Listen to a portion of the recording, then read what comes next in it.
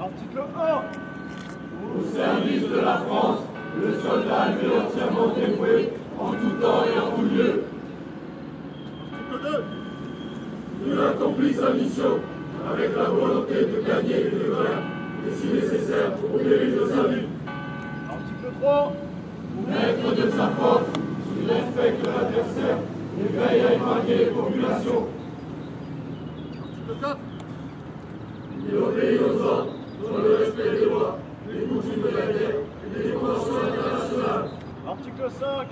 Il fait preuve d'initiative et s'adapte en toutes circonstances. Article 6. Soldat professionnel, il entretient ses capacités intellectuelles et physiques et développe sa compétence et sa force morale. Article 7. Membre d'une équipe solidaire et fraternelle, il agit avec honneur, franchise et loyauté. Article 8. Attentif aux autres et déterminé à surmonter les difficultés, il œuvre par la cohésion et le dynamisme de son unité. Article 9. Il est ouvert sur le monde et la société et en respecte les différences. Article 10. Il s'exprime avec réserve pour ne pas porter atteinte à la neutralité des armées en matière philosophique, politique et religieuse. Article 11. Fier de son engagement, il est toujours et partout un ambassadeur de son régiment, de l'armée de terre et de la France.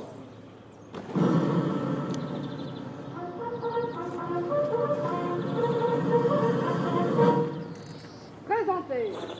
Ah.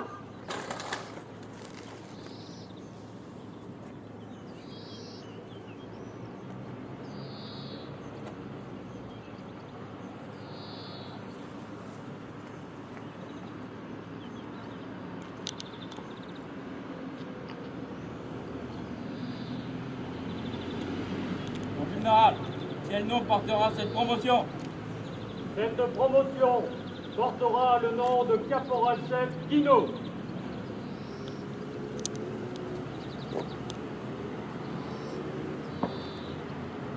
Hervé Guinaud est né le 10 avril 1968 à Coffolin, en Charente.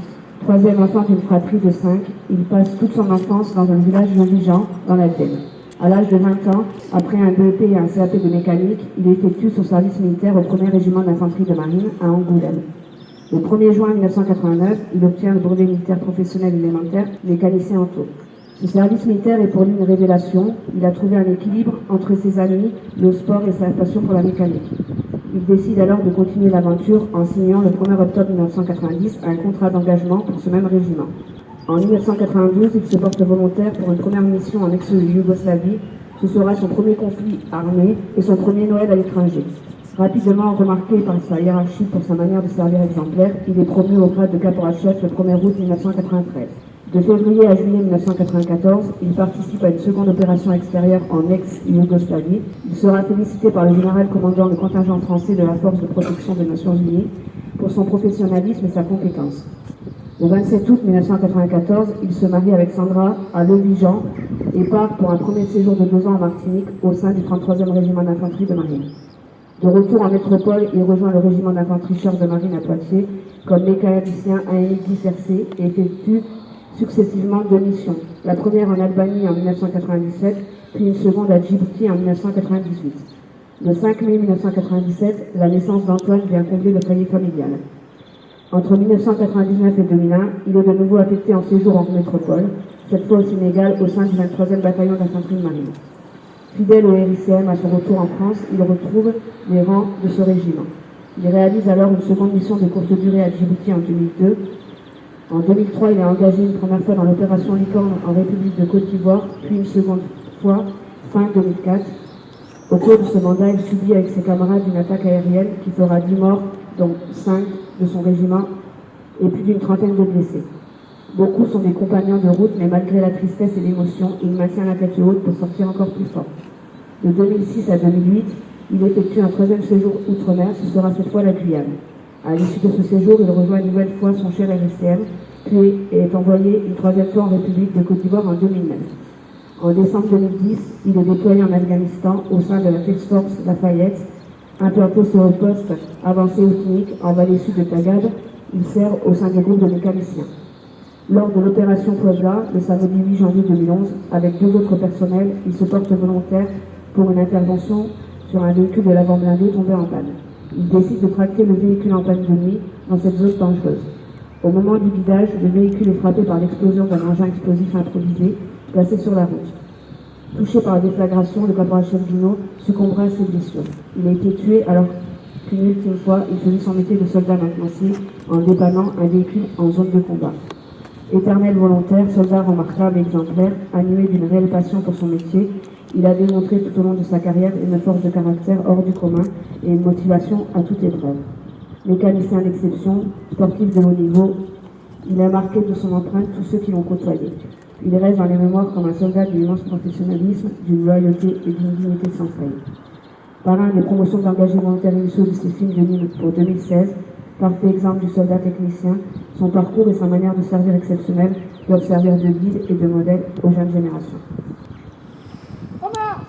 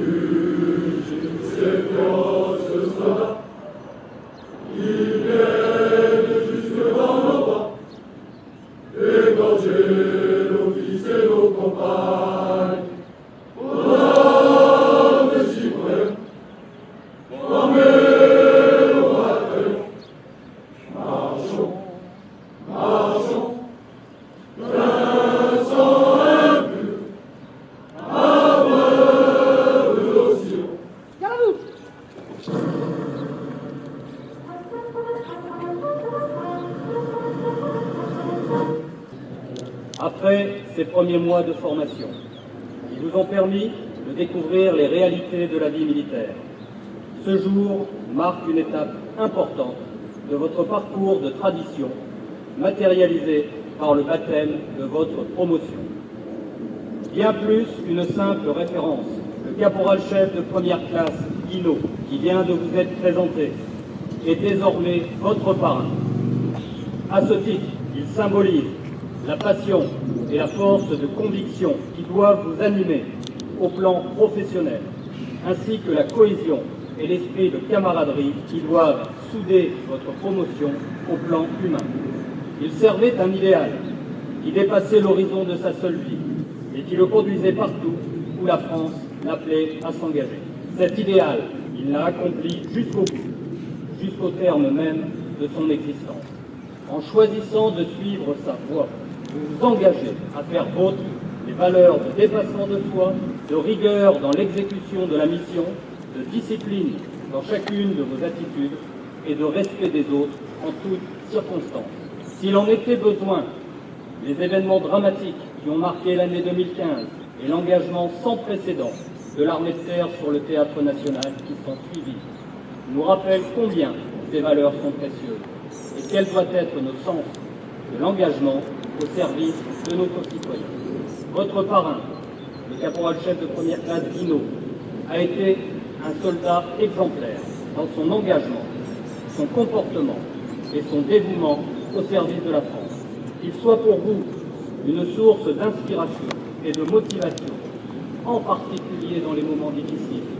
Jeunes engagés volontaires, il vous reste à affronter avec détermination la seconde partie de votre formation initiale.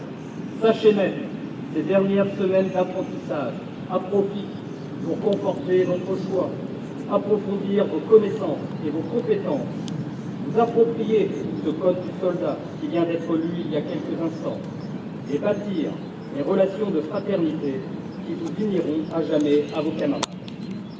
À vos cadres, enfin, je renouvelle une fois encore toute ma confiance.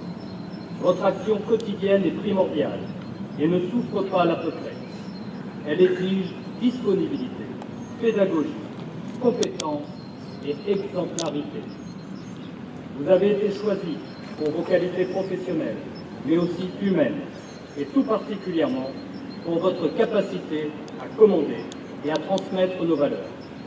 Consacrez le meilleur de vous-même à ces jeunes, car ils sont notre avenir.